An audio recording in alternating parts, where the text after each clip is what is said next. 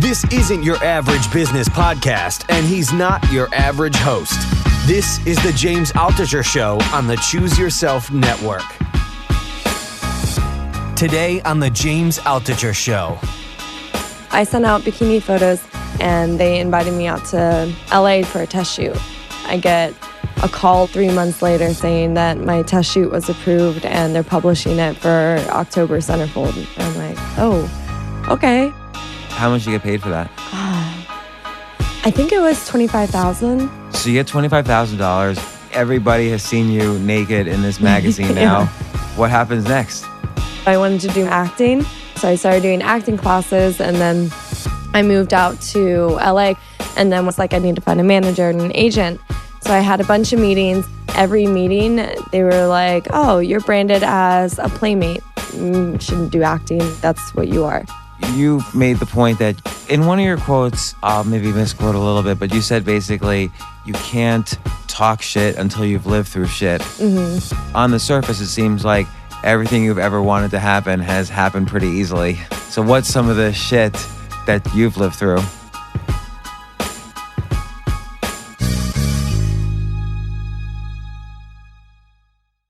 Are you hiring? Do you know where to post your job to find the best candidates? Well, finding great talent, as I well know, can be tough. Thankfully, with ZipRecruiter, you can post your job to 100 plus job sites with just one click. Find out today why ZipRecruiter has been used by businesses of all sizes to find the most qualified job candidates with immediate results. And right now, my listeners can post jobs on ZipRecruiter for free. That's right, free. Just go to ZipRecruiter.com/James. That's ZipRecruiter.com/James. One more time, to try it for free, go to ZipRecruiter.com/James. Special thanks to our sponsors today, The Power of Moments, Chip and Dan Heath, the New York Times bestselling authors of Switch and Made to Stick, return with a groundbreaking new book, The Power of Moments. The Power of Moments explores why certain brief experiences can jolt us and elevate us and change us, and how we can learn to create such extraordinary moments in our life and work. To download the first chapter of the book for free, visit thepowerofmoments.com/James.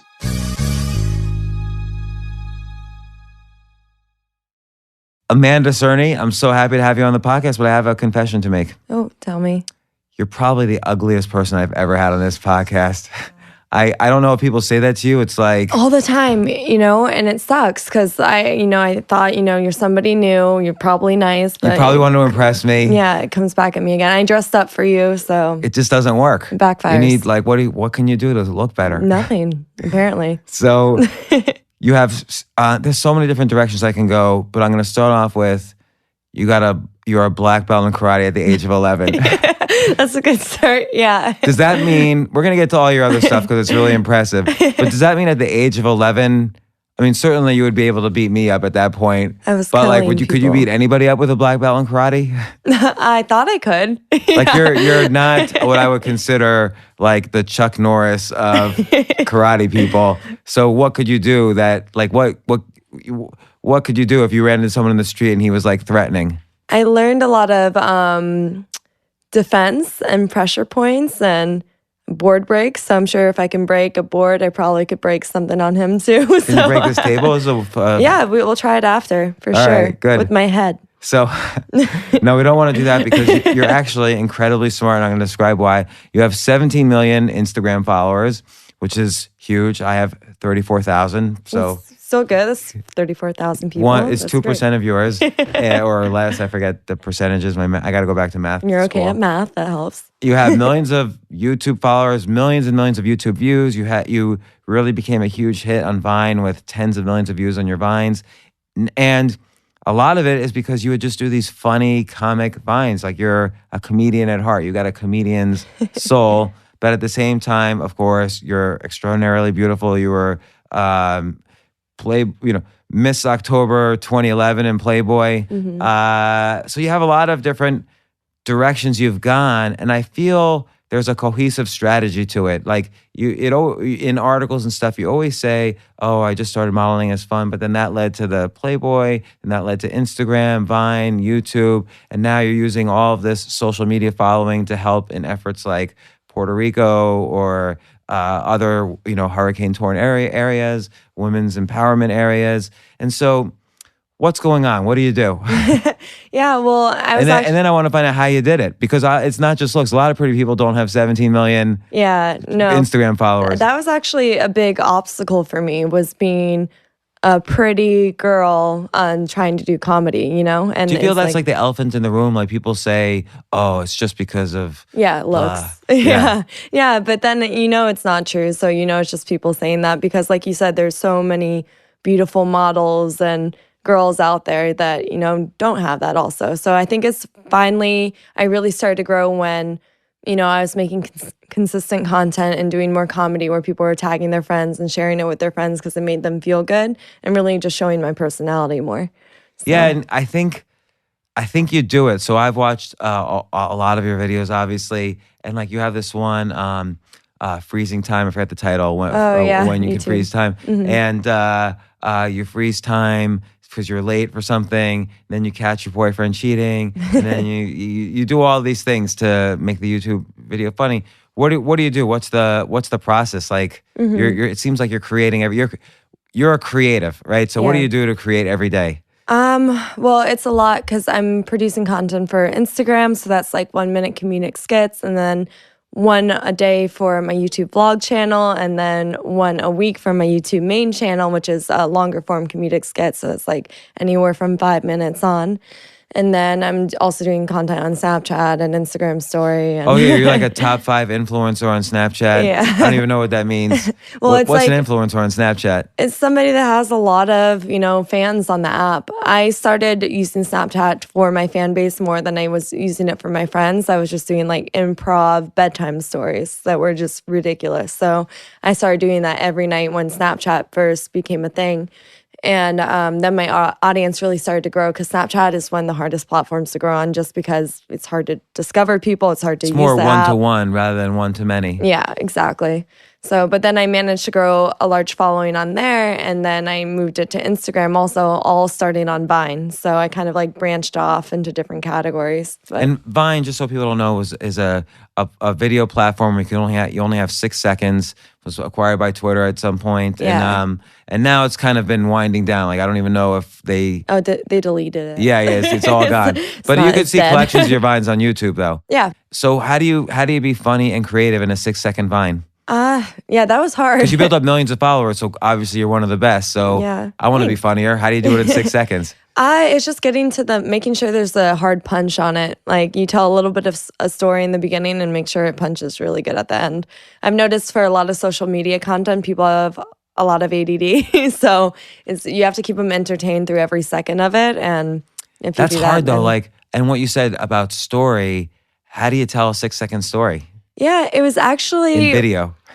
It's, it's like having a back and forth dialogue, almost like a quick conversation with somebody. And you can do that in 6 seconds. It makes such a difference too. I remember when I was editing on Vine and it went from 6 seconds, and then we found out that we can actually have 6.4 seconds. And that made a huge difference. That made our jokes even funnier, like on the app. And people expected a certain type of comedy on the app too. So they didn't need a whole backstory. It has to be something very like either relatable or just ridiculous that people can laugh at. So like right now, if we were to say, okay, let's conceive of a 6-second video to do that would be funny. Like what would be the first things you'd start to think about? Well, slapstick always works. So I mean, like we talked. Like if you tried to hit your head against the table. With the karate, I could break the table and people would be entertained. So that would hurt you though. Yeah, probably. But I've gotten hurt for Vines before, so it's okay. This is all over. But let's start at the beginning. Mm-hmm. You started modeling around age 15, and you've said repeatedly that you were just doing it for fun, but then obviously it turned into so many other things. Yeah. What happened? Like, how did that go to Playboy? So I was actually at college at Florida State, and I was I had like 2 jobs at Florida State. I had to pay for my own college. And what were your jobs? I was a bartender and then also a waitress. So did every single guy ask you out at the bar? Actually, they were all just drunk. I was in a college town, so they're all just wasted asking for drinks more than my number. But and I was at Florida State. There's so many beautiful girls at Florida State.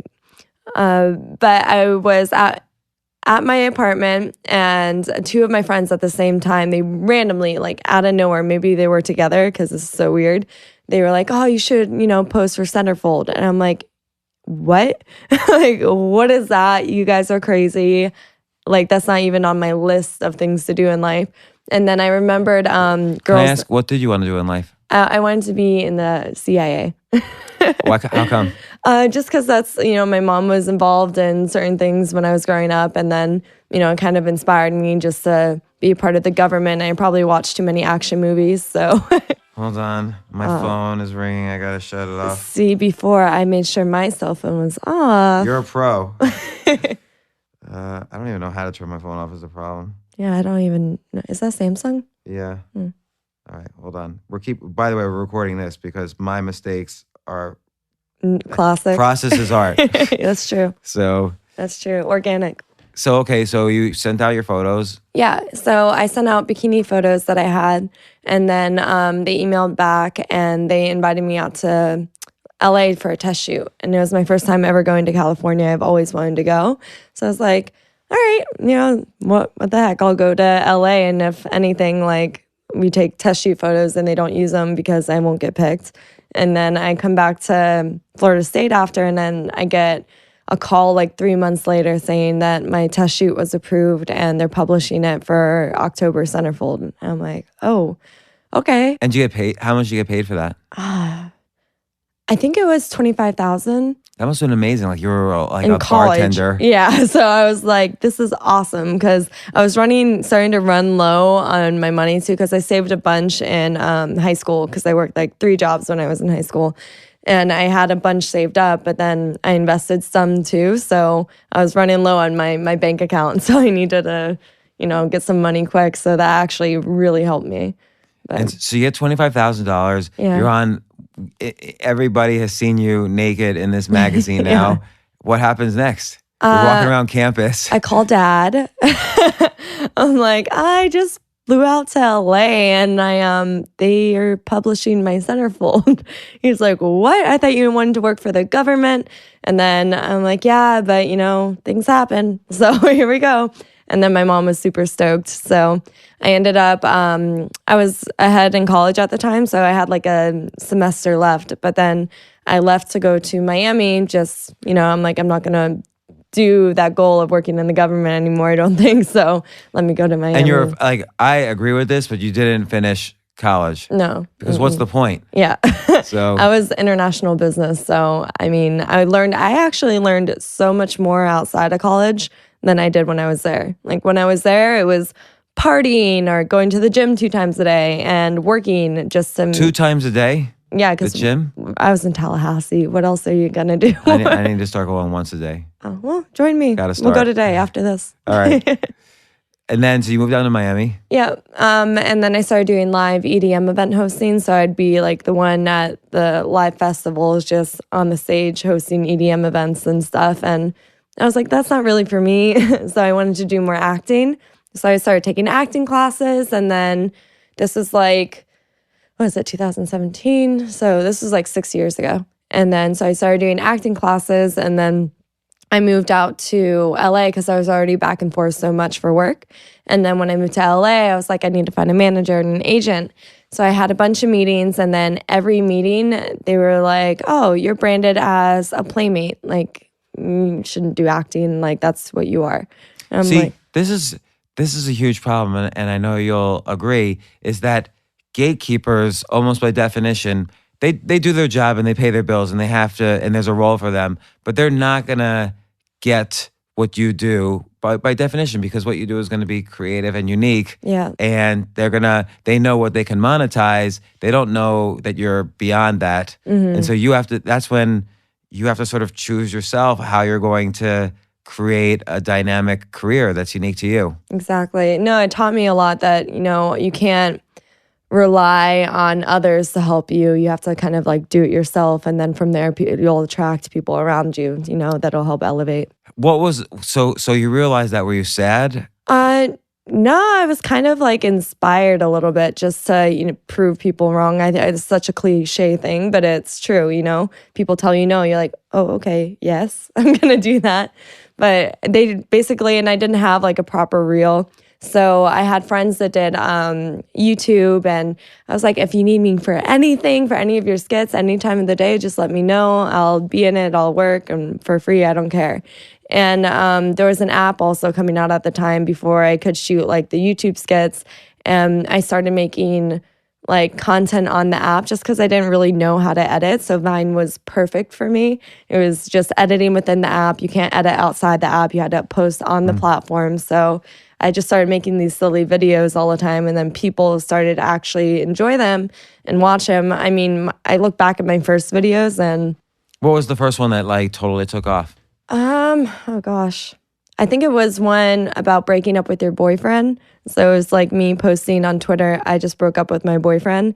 And then all of a sudden there was like a guy next to me. There was a guy with like, an oversized spoon next to me, and the guy like popping up behind me, just like all like coming in, just like invading my space because now I'm single. So it's like a relatable thing that you make, comedic. So and as you're building this, so suddenly now, I mean, like the average TV show maybe gets, I don't know, a few million listeners or views or watchers, and suddenly your Vines and then your YouTubes were getting, millions and millions each one, and you could just produce them whenever you wanted. Yeah. So suddenly you're bigger than any TV star out there, which is what you had been initially aiming for. You kind of proved that picking your own way is the right way, and then of course you switched that to Instagram, which I think now is probably, I mean, maybe Snapchat is for you, but Instagram seems like so much engagement versus any other platform right now. I agree for sure. I mean, Snapchat used to be the largest for just posting stories, like content every day that disappears in 24 hours. Like that was Snapchat. But then, of course, Instagram comes along and makes it, bigger, better version of it. So, of course, that audience is going to be way bigger than the one on Snapchat. So, I mean, I post on both still just because I still have a large audience on Snapchat and I don't want to neglect that. But I focus a lot more on my Instagram. And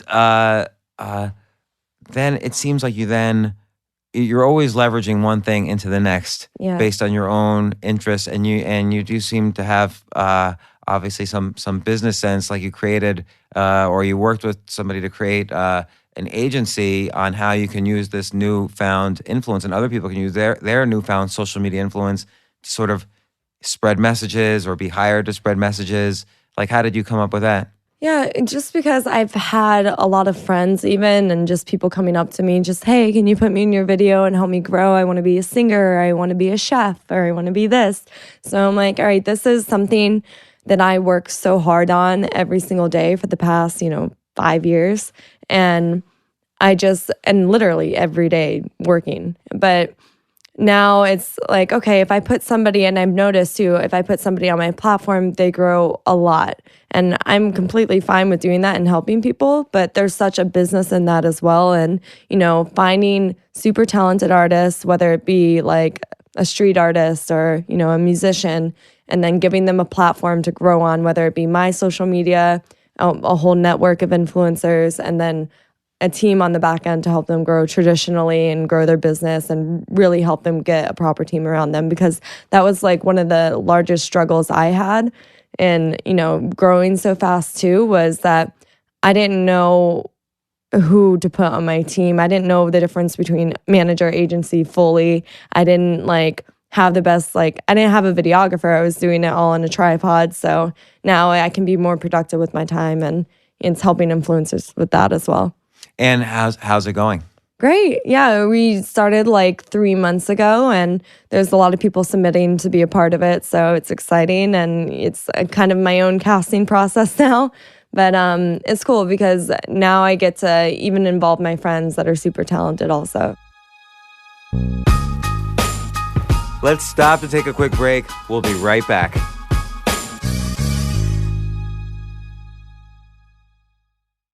Are you hiring? Do you know where to post your job to find the best candidates? Well, finding great talent can be tough. Thankfully, with ZipRecruiter, you can post your job to 100 plus job sites with just one click. Then, their powerful technology efficiently matches the right people to do your job better than anyone else. That's why ZipRecruiter is different. Unlike other job sites, ZipRecruiter doesn't depend on candidates finding you, it finds them. In fact, 80% of employers who post a job on ZipRecruiter get a quality candidate through the site within just 24 hours. No juggling emails or calls to your office. Simply screen, rate, and manage candidates all in one place with ZipRecruiter's easy-to-use dashboard. Find out today why ZipRecruiter has been used by businesses of all sizes to find the most qualified job candidates with immediate results. And right now, my listeners, that means you, can post jobs on ZipRecruiter for free. That's right, free. Just go to ZipRecruiter.com/James. That's ZipRecruiter.com/James. One more time, to try it for free, go to ZipRecruiter.com/James.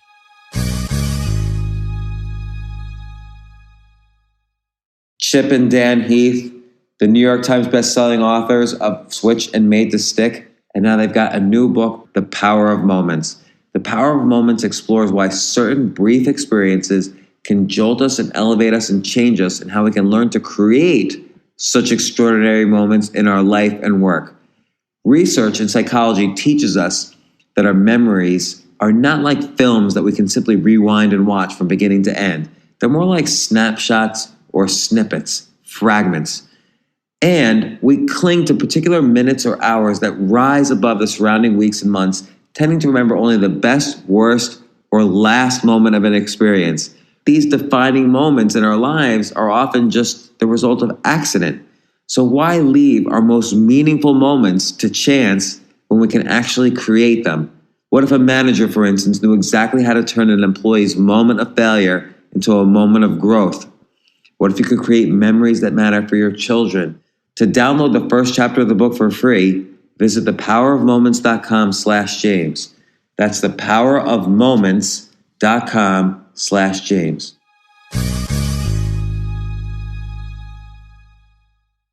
One thing I learned from your experience is you also bring yourself up when you're around other people who are constantly trying to bring themselves up. So you like even live with a group of people who are up and coming, not even up and coming, but they're superstars on YouTube already. Yeah. And you guys cross-pollinate and do videos together, or how did that come about? Well, that was like just by friendships. Like, because on Vine, there was the top 50 and everybody knew each other because we see each other's content on the popular page every day. And there was my friend, Logan Paul, lived in Ohio. And he was like, I want to come to LA. We never met each other before, but we see each other every day on this app. And we all keep in touch and post and talk about like complications with the app or whatever. So we all would communicate. And then, so he just stayed in my guest bedroom for 2 weeks, went back to Ohio, came back, stayed with his dad at my apartment. His dad slept on my couch for another week looking for a place. So it becomes like this community of people. And then my best friend, King Batch, lived in this building in 1600 Vine. Ironically, it wasn't planned. He lived there for like 6 years already. And then we would always go there and shoot. And he was like at the top of Vine at the time. So everybody, and he's just awesome. So everybody would come and collaborate. And then eventually all of us just started moving there because it was more convenient. And then we had pretty much like it's, a production going on in just the entire building, to the point where the building doesn't even allow anybody to film anymore or take pictures or like. Really? And I think it's so dumb because we branded that entire building, and so many new influencers have moved in just to be able to make content with like the influencers that live there. And see, that's such an interesting, huge world now, this world of influence on these social media platforms. Like if some random TV show on a random network were to call you and say, hey, can you play this bit part? You would probably say no. Like, why would you do it? You're already huge in all these different platforms. That's the interesting part, because I started because I love acting, and that's, something I was passionate about and really wanted to do. And now in the beginning with being an influencer still, I had another like obstacle to get over was, oh, you're just a social media influencer, like talentless social media influencer. We don't care about you guys. Why do you think people feel the need to say, oh, it's just because you're a playboy, whatever, or oh, it's just because you're on social media, you didn't really pay your dues. Yeah. You know, why do you think people feel the need to do that? I think it's because it's out of the norm. Like, it's not, you know, especially the internet is like the Wild West for content. So right now companies are moving more and more into the internet and becoming way more accepting of influencers or talent that has, you know, became relevant online. So like 3 years ago when I would meet with directors or producers, just, you know, because I had like 4 million on Vine at the time, I was like, okay, that's a lot of people. Like, you know, let me meet with these producers. Maybe they'll want to put me in their movies because I have like a whole network of people behind me. And then at that time, everybody was like, no, we're good. But here's a link to our movie. We can pay you to promote it. And I'm like, that's dumb. Because like people like things that are organic. Like if you put an influencer in your movie, then you have them promote it, then the audience is going to come. But so it started off like that, but now it's to the point where production companies are now giving me budgets to produce my own series or like pitching a pilot to Netflix. So it's like... Would you even do that though? Because like you could do a pilot on your own YouTube channel. It's so true. But it's a bit confusing though, because I have my own channel that I'll always produce content for because, you know, I've had fans that have grown with me from the beginning. But then also there's a whole other fan base on, say, Netflix that they have. So it's almost like a collaboration. Right. So the more that I do with brands that are going to grow my brand and elevate me, then, you know, I should. Like even now I'm doing a campaign with Guess. And instead of like starting my own athletic wear, like I'm partnering with Guess and we're launching this athletic wear campaign like in February. And so then you'll use your various platforms to you'll be wearing the clothes and doing things. Yeah, because I've always wore the brand and I genuinely love it. Like, and now I get free Guess clothes too, so I'm stoked. Like, so in one of your quotes, I'll maybe misquote a little bit, but you said basically, you know, there's a lot of, I would say, fake social media influencers. I'll be one of the haters for a second. Like they kind of got up there through various means, and they have 20 million, whatever. But you've made the point that you can't talk shit until you've lived through shit. Mm-hmm. And what did you mean by that? Because on the surface, it seems like everything you've ever wanted to happen has happened pretty easily. Mm-hmm. So what's some of the shit that you've lived through? Well, I think, you know, I have been able to reach my goals, but I think it's being able to put up with the shit. You know, it's like seeing it, not getting depressed or discouraged by it, and letting it instead just inspire you. So how do you do that? Because like most people, when they get rejected, they throw all their hopes like, oh my gosh, I hope this XYZ, you know, big production company says yes to me. And then they say no and they get depressed because they thought that was their only outlet for success. I think it's just knowing that there's never one outlet. Like it's just... That's key. Yeah. Because it's one person will say no, the next person will say hell yes. Or then one person says no, 10 other people say no, and then there's that one person that'll believe in you. Or even just yourself. I mean, now we're in a time where you can make your own company. You can grow your own business online. You can be your own boss. So it's, you know, something I'm really excited about because now I'm able to control my content still. I haven't sold myself to anybody. I'm still in charge of every single platform. So, and now I get to work with others as collaborations that are larger companies. So working with others, that it's a 1 + 1 = 3. We're in every situation. Being able to not get discouraged with the gatekeepers so that you can go off and find, like you say, there's always another outlet, and finding the ways to be creative in that outlet, but not just one, explore all of them. I think if you just did one, you would have been in trouble because if you had just relied on Vine and now Vine's dead, where would you be? You kind of always leverage from one to the other. That's why I was actually, your answer on Netflix is really good. That, okay, that's a whole new audience. Happy to explore that. Mm-hmm. And there's going to be new platforms that haven't even been developed yet that you'll probably eventually think about. Then leveraging that on a business side to say, okay, well, I realize I can help create, and others puts you almost as a gatekeeper, but why not? If that's, you know, you have that experience, why not help people and make money off of it? So it seems like you're always doing, you know, building up an expertise and then leveraging that into the next thing. Let's say I'm sitting at a cubicle listening to this. And so I'm thinking to myself all the usual things, which is, okay, well, she's young and she had a lot of time. She had that Playboy experience, which launched her, which is not going to happen to me.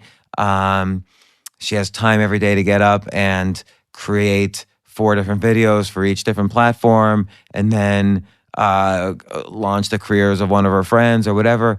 What would you say to somebody who's what would you say to me? Okay, I'm 49. I would like to make a bunch of videos and start building a following, and I already have something based on this podcast, but not obviously yours. So what is the next step for anybody who wants to start? Well, first, I would say it's putting down the excuses. Like, there's always, everybody has an excuse for anything. I've been told no for pitching ideas, like, still. And I don't let it, be like, oh, when's the last time you were told no? Probably like 3 days ago. What happened?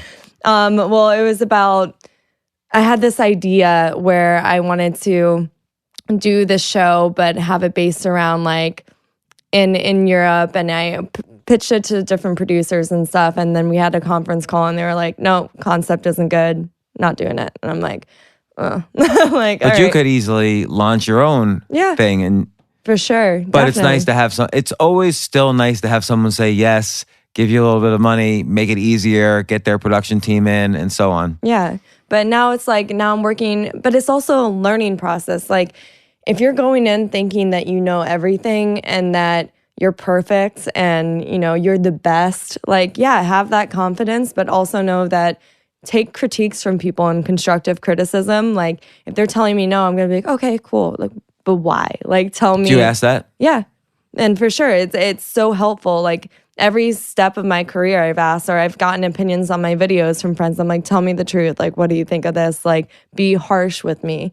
And then I read all my comments on social media, which are the biggest critiques sometimes. But now it's so hard to do because I used to read stuff, but then you ask yourself, who's the kind of person who's commenting on a YouTube video? Yeah. But I guess maybe it is sometimes useful. You're the first person I ever heard say it's actually useful to read those. I love it because, you can get angry. You just have to kind of just silence the hate on there and just only look at the things and not just look at the love on there, but like look at, well-structured sentences on like, what I could do better, because people are actually constructive on there. Like, they'll be like, Amanda, I love you, but this was shit.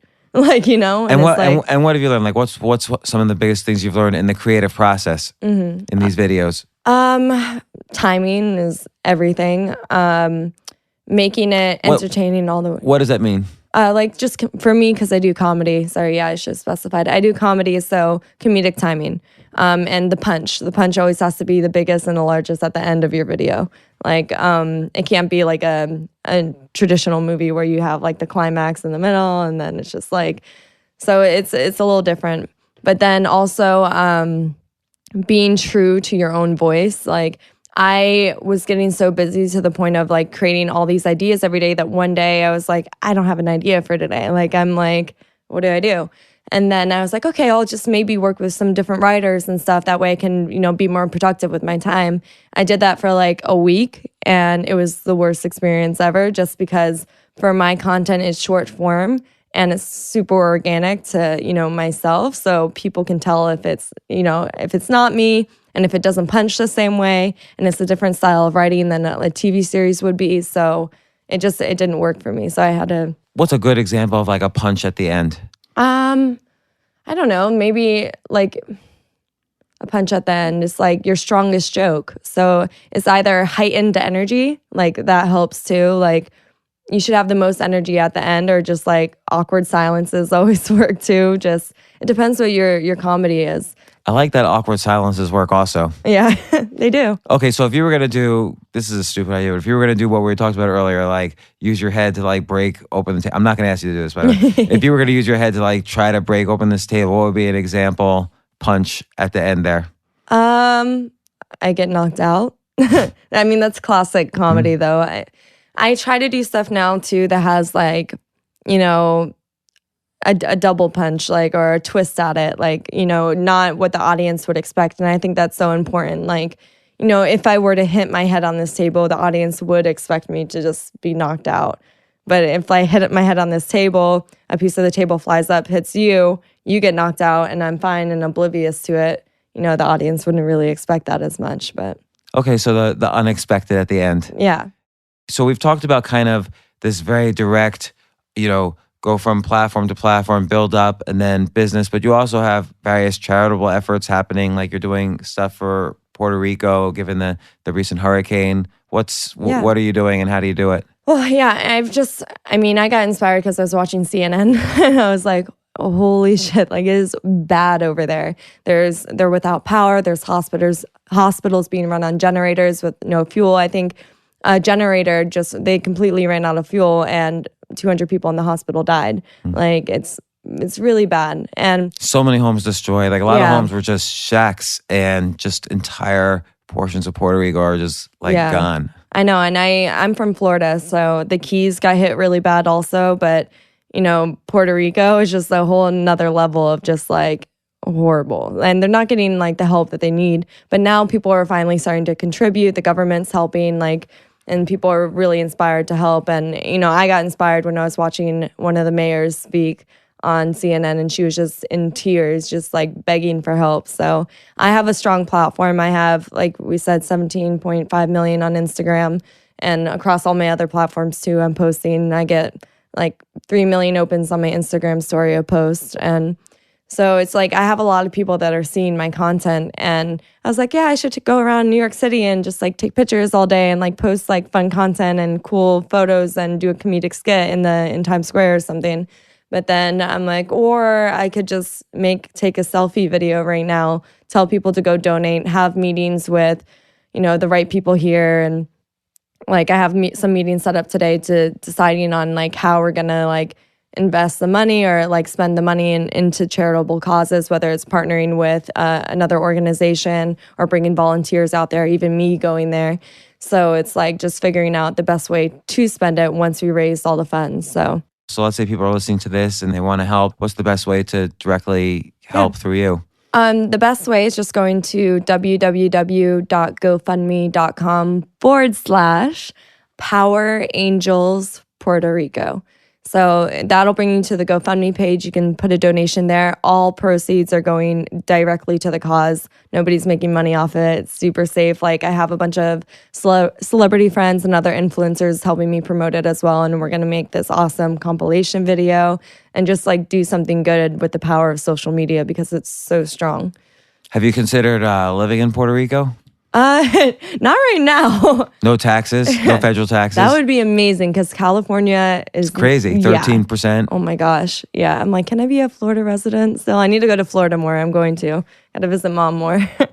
So Amanda, thanks so much. This podcast is a little shorter than usual because somebody was late. Well, I got here late as well. We're gonna blame it on Steve, the producer, because he should have told everybody to start getting here an hour earlier than they did. Oh yeah, but, that's your fault. It's your fault, Steve. Where are you? Yeah, there he is. Do better. Yeah, Steve, you heard it from her. She just told 17.5 million followers that you need to do better. I want to do a project with you somehow. We got to figure that out. When are you next in New York? I don't know. I can come whenever. I mean, a 4.5 hour flight is nothing for me. So set it up. Do you do stand-up comedy? No. Well, I own part of a stand-up comedy club. You should do stand-up there or try, and it'll be great. Oh my gosh. And then we could do that as a benefit for Puerto Rico. See, now I have to do it. That is so intimidating. By the way, respect. I go up you. 6 times a week. That's amazing. Sometimes. That is confidence to get on that stage and. But you do it too. So are you doing a video every single day? So you're engaged in the process, and not every video is going to be great. You're going to have some that don't work out. Yeah. And are you able to balance the hate when it doesn't work out? Do you ever feel like, oh, that video didn't work out, or 5 videos in a row didn't work out? I'm losing confidence. Well, there's a positive and a negative to this, but I post content every day, so people are consuming so much content every day. I'll have a video that'll get 25 million views in, a few days on Instagram, and then that's incredible. Yeah, it's exciting, but that means that I did that video well because people are tagging their friends and it's being shared more and featured. But do you feel depressed if you do a video that you thought was good, but it only gets 1 million views? Not depressed. I'm like, oh, well, that didn't work. Like, it's more of like I said, the learning process. And that's what keeps me motivated, is to know that I'm always learning.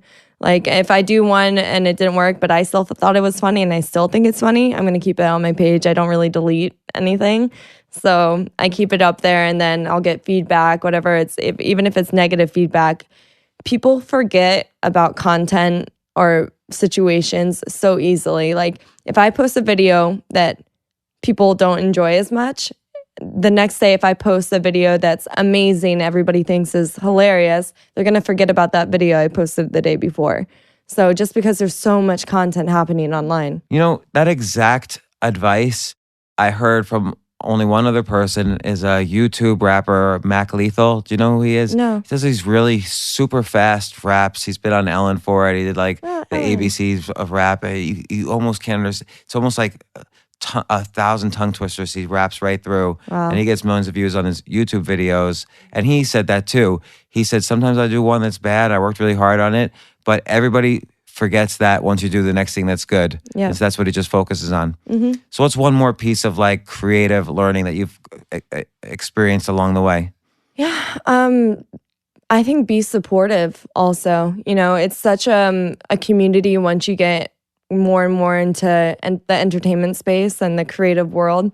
Like, there's so many people that are doing acting or doing doing charities, but instead of being in competition with those people and like negative competition, you can totally be in competition with those people, but support each other at the same time. Like, even now, like, I'm doing my charity, but I have my friends doing another charity called Love Army, and I've helped with them in Somalia, and like now we're doing stuff in Mexico. So I'm doing my own also, but I'm still supporting theirs. So for me, I've noticed collaborations help so much, and it's just building relationships with people and being kind, being honest, and being genuine and organic with your work is what's really going to get you far. What do you mean by organic with your work? Just staying true to what you like to do, what's fun for you, and what you're passionate about. Because the minute you start to do something just because everybody else is doing it, you're never going to grow. Like, if you're doing, say you're doing action videos, then you want to be a singer. Like, you're not going to grow because people are going to see right through that and be like, okay, she's like, you can only do that for so long and it can't be consistent. And being a comedic actor seems to be a passion of yours, and you're able to create it using your own outlets, essentially. So who are your influences on like comedy and acting or writing, these things? Or Well, my best friend, King Batch, he's amazing. Like, he's really funny, and he's taught me a lot too when we were back in Vine days when we were like making all the videos and stuff. He was always super helpful. Back in the day, 2 years ago. Yeah. Well, I think it was like 4 years ago. Yeah, maybe you're right. Yeah. It's getting... Bo Burnham also, great videos. So great good. Vines. Yeah. Oh, yeah. He was on Vine too. And Chris D'Elia. Yeah. Yep. And he's hilarious also. I mean, a lot of people were doing Vine, and Shawn Mendes was doing it. And now I don't know him. He's like this an amazing singer, and he's very well known solely for singing now. So, and it's funny, Vine was such a strong app at the time that people even still now call the videos that I do, oh, I love that Vine you did on Instagram. It's amazing. I'm like, it's not really a Vine anymore because the app's dead. But how long is the Instagram video? 1 minute. 1 minute? Okay, so it gives you a lot more to play with. Maybe too much. Maybe now it seems like forever. That's like an epic. Yeah, but it's addicting because now it's like you want more time to play with. So okay, but here, like, given that it's only a minute, and let's say you have a story to tell, sometimes that might be a too little time. Yeah. How do you really express a whole story in a minute? It's the editing process. It's cutting it down, and it's like, after you make so many too, you know how much of a storyline you can get in. So you kind of plan for it. Okay, so if I make a bunch of 1 minute videos, will you give me commentary on them? Yes. And then I'll do an extra podcast just about your commentary. That'll be fun. Yes. Well, Amanda Cerny, check her out everywhere. You just Google Cerny Amanda. You're gonna find all of her platforms, no problem, including ways to donate to Puerto Rico and other causes.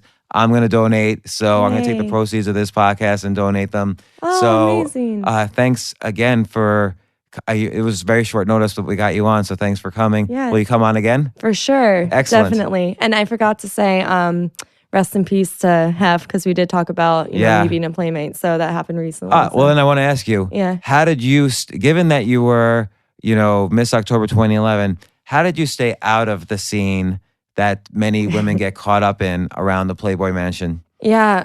I didn't live there, so that helps. Did they want you to live there? No, I mean, they, like, whenever I was coming back and forth between LA and Miami, they were like, oh, if you ever want to, like, stay and you could be here. But for me, it's like that was, kind of a platform that it helped me come out to Los Angeles. It didn't necessarily help me in how I've grown myself in acting. It kind of was more of an obstacle, if anything. But it helped me get to LA where I need to be. So sometimes you need that foot in the door, but then you need to know what to do with it. Exactly. So because they're not gonna do it for you. No, I started with the company and immediately did the most elite thing that you could do, and there's not much growing from there. Gosh, I wish we have so much. I have other questions for you. So okay, I have a daughter. She's 18. She's just starting to study acting, but she did it all childhood. What should she do? I keep trying to tell her, ignore the gatekeepers. It's not the standard path anymore, particularly when hundreds of millions of your peers are on all these other outlets except movies and TV. I mean, I watch YouTube videos every day. I never go to the movies anymore. Nobody does. No. So what should a young person do who's listening to this? Well, if your daughter wants to be an actress, so I would say, go to the film schools, find people around her that want to be DPs and want to be directors and create a team around yourself that you can make solid content, a community of people, a group of people where you can do skits with. It's like an SNL almost, but even if she wants to do more dramatic stuff, make that content with a team of friends. I love that, creating your own SNL, which is essentially what Lorne Michaels did, but he had the platform of NBC to do it on. But that's essentially all he did, is he just got his friends and put together this show. Yeah. Now, to do that too, though, you need a certain amount of charm and charisma and persuasion. So those are important skills to learn. For sure. You have to convince people to buy into your vision. Or just find a friend that's convincing. And be like, hey, I want to do this. Can you convince people to do this with me and be a part of it? And then the convincing friend will help you. So. Well, you convinced me. So thanks once again. Of course. Thanks for having me. For more from James, check out The James Altucher Show on the Choose Yourself Network at jamesaltucher.com and get yourself on the free insiders list today. Hey, everyone. Thanks so much for listening to this episode. I really hope you enjoyed the show. Before you go, I wanted to just say thank you to everyone who has rated and reviewed this podcast on iTunes. It means a lot to me, and I'm grateful for your support.